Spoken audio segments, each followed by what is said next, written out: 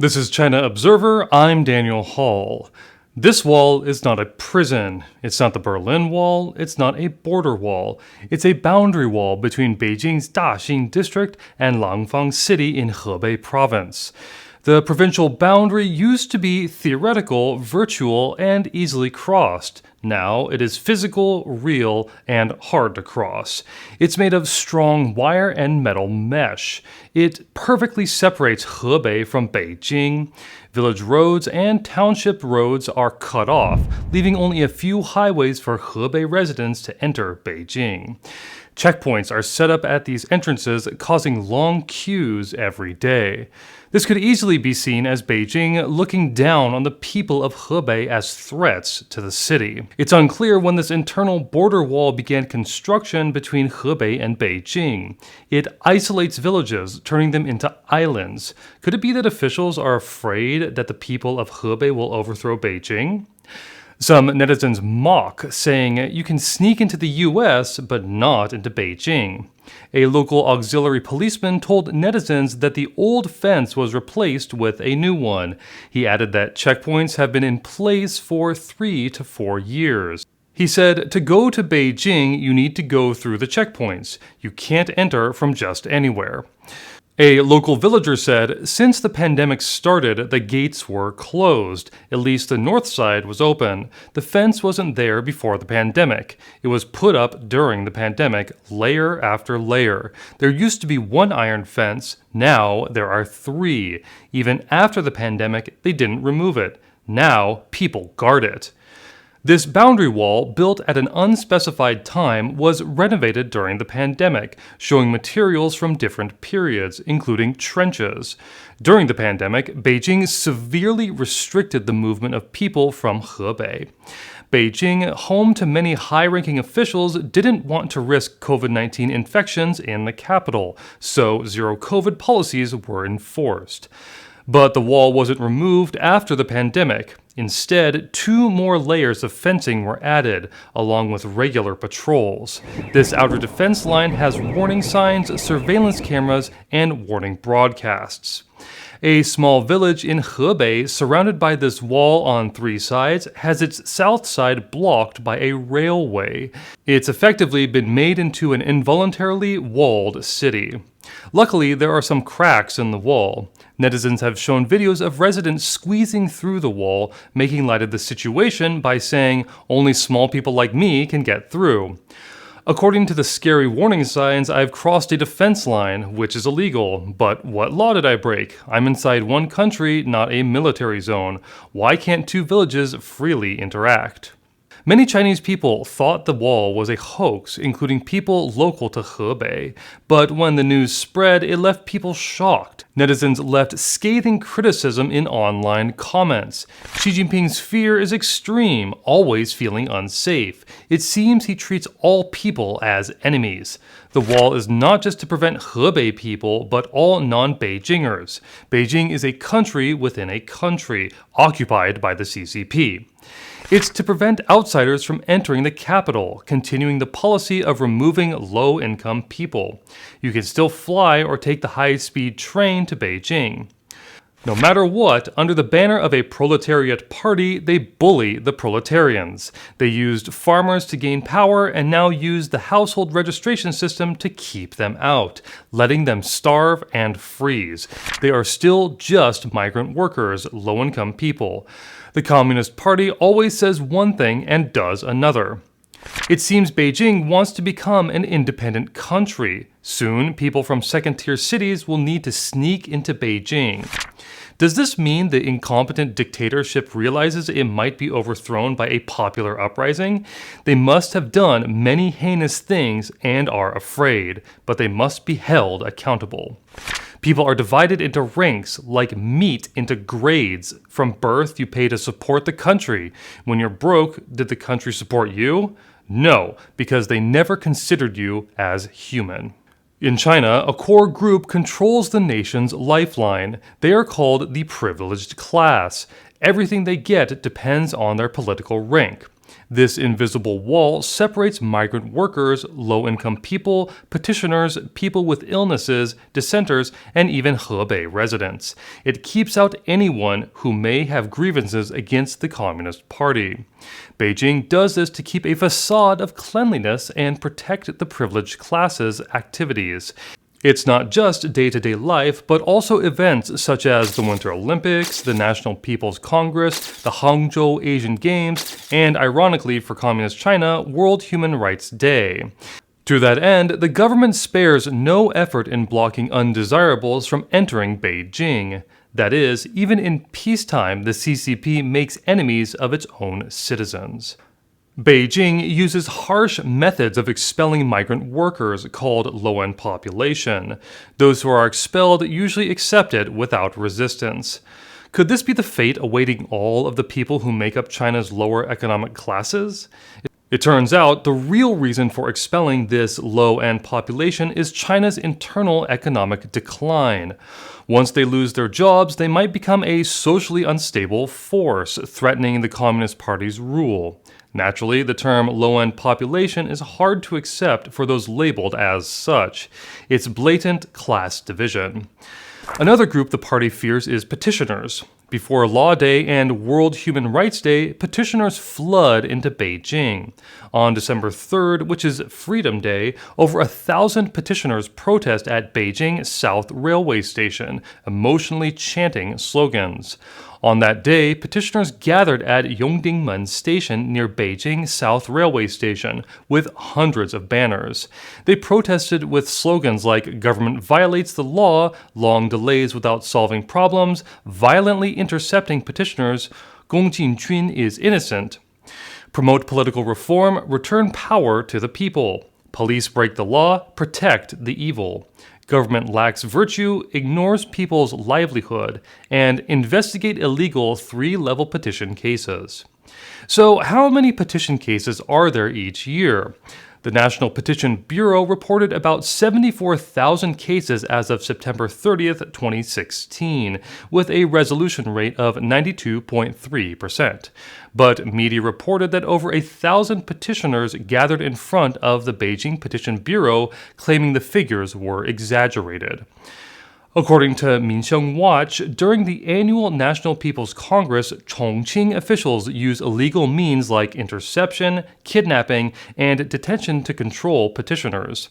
The Hangzhou Asian Games opening ceremony in September 2023 saw Taiwanese media Liberty Times and ET Today denied press credentials.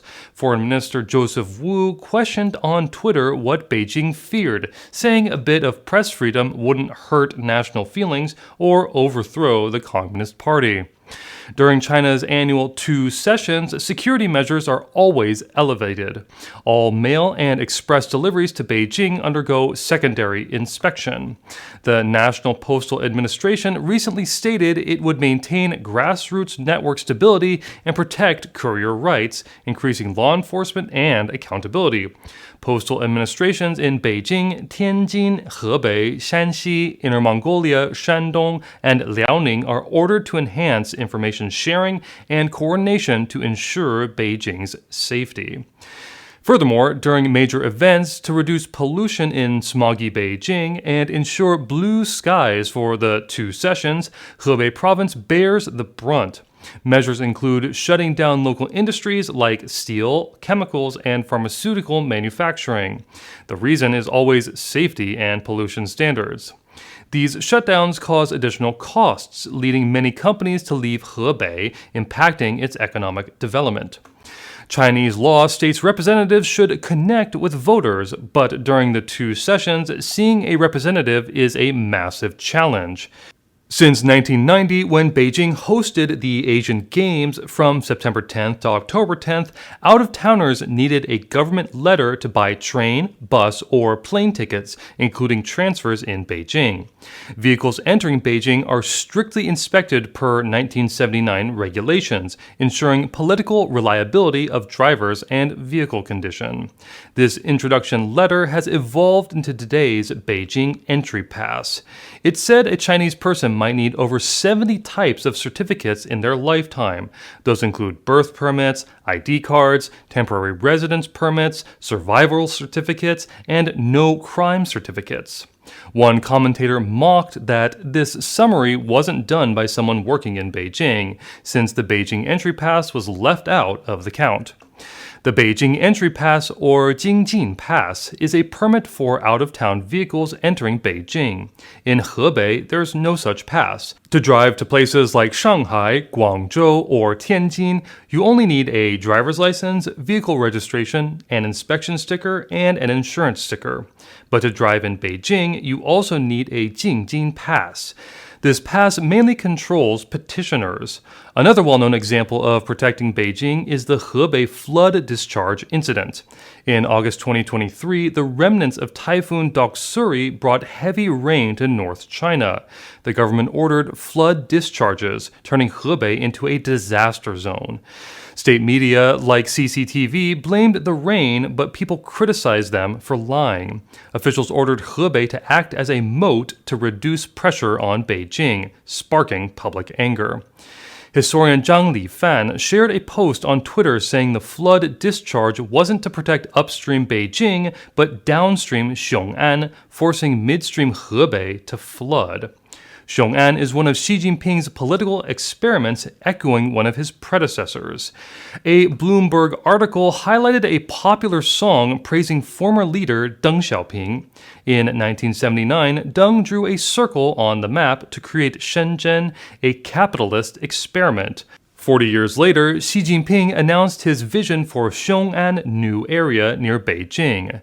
State media glorified Xiong'an as a high-tech city, a secondary capital to Beijing, calling it a model city in human development history.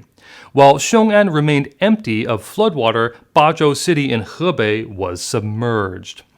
The flood left a deep impression on the Chinese people, leading to a satirical 3 laws of Hebei people online. 1. The people of Hebei must not harm the people of Beijing, Tianjin, or Xiong'an, or let them come to harm. 2.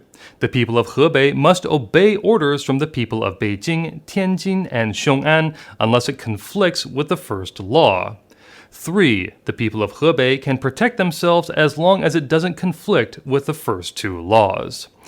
The idea is that the people must protect Beijing, and the people of Hebei have become sacrificial victims for the Communist Party's privileged class.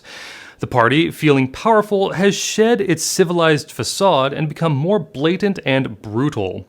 Internally, it violates human rights, persecutes beliefs, censors information, and controls people. The concept of protecting Beijing is deeply ingrained in the party's privileged class, creating widespread dissatisfaction. People in Beijing, a global focal point, bravely express their demands, even at the risk of their lives. On October 13, 2022, a protest took place on Sitong Bridge in Beijing. A protester hung banners and played loudspeakers, openly opposing Xi Jinping, calling him a dictator and traitor, and burned tires to attract attention. He demanded Xi's removal, national elections, and an end to zero-COVID policies. Police arrested him, and firefighters put out the fire. Such a protest was a rare sight in Beijing, especially since the Tiananmen Square massacre. Media called the protester Peng Lifa, alias Peng Zaizhou, a lone warrior. His slogans, "We want food, not PCR tests. We want reform, not the Cultural Revolution. We want freedom, not lockdowns. We want votes, not leaders. We want dignity, not lies. Be citizens, not slaves," were later adopted by the White Paper movement, becoming rallying cries in cities and campuses across China. 2 months after the protest, the State Council released new guidelines, effectively ending the zero-COVID policy. This protest marked the beginning of the end for zero-COVID in China. ABC's East Asia correspondent Bill Birtles tweeted on the afternoon of the 13th about the rare protest in Beijing's Haidian district. He questioned why it happened just before the 20th Party Congress, when security should be tightest. Wang Dan, a June 4th movement figure, praised the protester, calling him a hero ready to pay a high price, and saying the authorities wouldn't spare him. Wang emphasized that this act of courage showed that there are still brave people in China, likening the protester to a modern tank man. He noted that Xi's re-election has left many Chinese in despair, leading to resistance. Wang predicted this wouldn't be the last act of defiance and highlighted the potential for a significant ripple effect from this courageous act. The iron-fisted approach to protecting Beijing has created much wrongdoing. It not only divides the Chinese people into classes, but also separates families. Every year, the world protests Beijing's actions on the anniversary of the Tiananmen Square massacre, reminding the Beijing government that blood debts must be repaid.